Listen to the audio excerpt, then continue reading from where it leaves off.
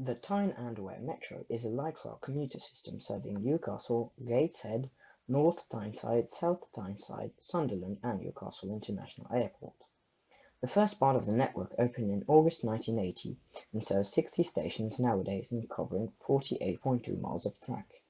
It is the fourth busiest rail commuter service in the UK, after the Underground, Merseyrail and the Manchester Metrolink, as it sees 36.4 million passengers each year, which is roughly 99.7 thousand passengers daily.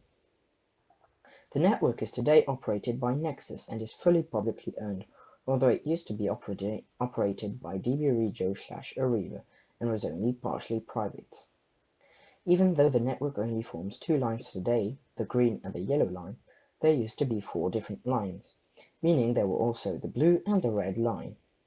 The green line's modern-day terminus are Newcastle International Airport, although it used to be Bamford, and South Hilton.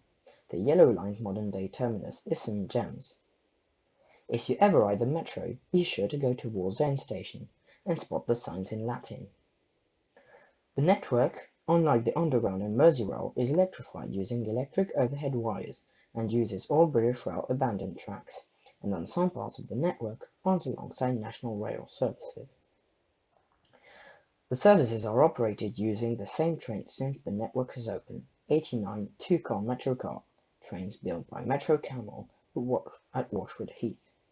These units are to be replaced by the much more modern and more accessible trains built by Stadler, and all the current trains will be replaced by mid-2024, and the deliveries will begin by late 2021.